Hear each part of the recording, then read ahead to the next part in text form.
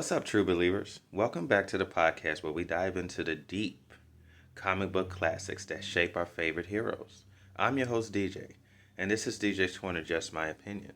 And today we're swinging right through issue number 2 of The Amazing Spider-Man that gave us not one, but two iconic villains, the Vulture and the Tinkerer. But hang on, it's not just about the villains, oh no. It is about the creative minds behind these pages, the great Stan Lee and Steve Ditko, who brought these unforgettable characters to life.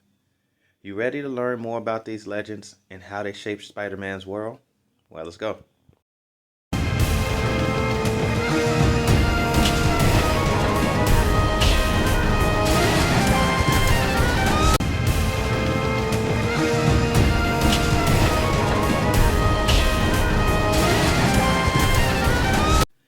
So, it's no secret. We know Spider-Man almost didn't make it. We talked about that in Amazing Spider-Man 15. But Stan Lee pushed so hard for this kid to make it. Because if you think about it, this kid's a teenager that had everyday problems back in the 60s that got his powers from a radioactive spider. So he didn't even want the powers. It just happened.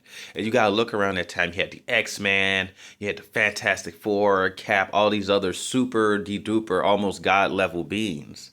But here's a kid that just has everyday problems, lost his parents, stays with his auntie and uncle, then lost his uncle. So thank God they were wrong. The powers to be, and Stan Lee pushed for what he believed in. So I love that.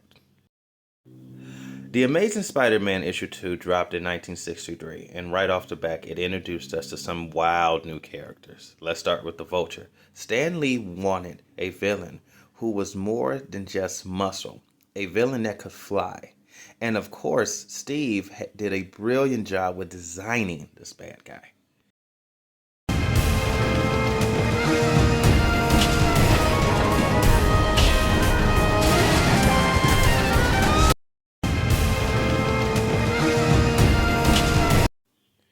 Now let's talk about the Vulture's design. For a second, Steve created this eerie, vulture-like creature, not just with a feathery look, but also those creepy eyes and that sinister grin. The Vulture was everything you wouldn't expect a villain to be at the time. An old man who was still menacing. He wasn't just a physical powerhouse, but how Steve illustrated him. He gave him a sense of intelligence. This presence made him truly terrifying. And what about his abilities? The Vulture was a master of aerial combat. His wingsuit allowed him to soar above the city, and he didn't even need Spider-Man's web-slinging to get around.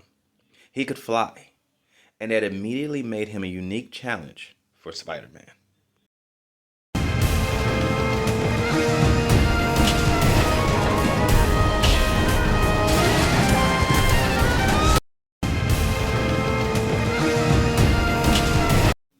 Now, on the other hand, we got the Tinkerer.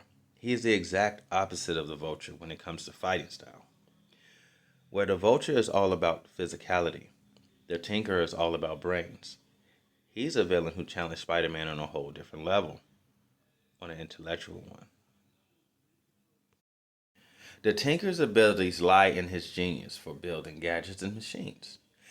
And this was one of the first times we saw Spider-Man face off against a villain who wasn't about brute force, but technology. Stan and Steve knew exactly how they wanted to make sure that Spidey was always up against a variety of foes that tested him in different ways.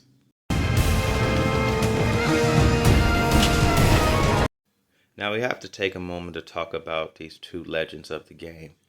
You got Stan, the man, of course, with the big ideas, and then you had Steve that brought those ideas to life visually.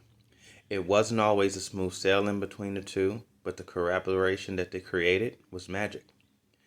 And now here's a fun thought. What if Steve had designed the Vulture completely differently? Would the character still have that same impact on Spidey's world gallery? I mean, think about it. What if instead of an old man with wings, the Vulture was like a futuristic robot or something? It makes you appreciate just how much thought went into designing these characters.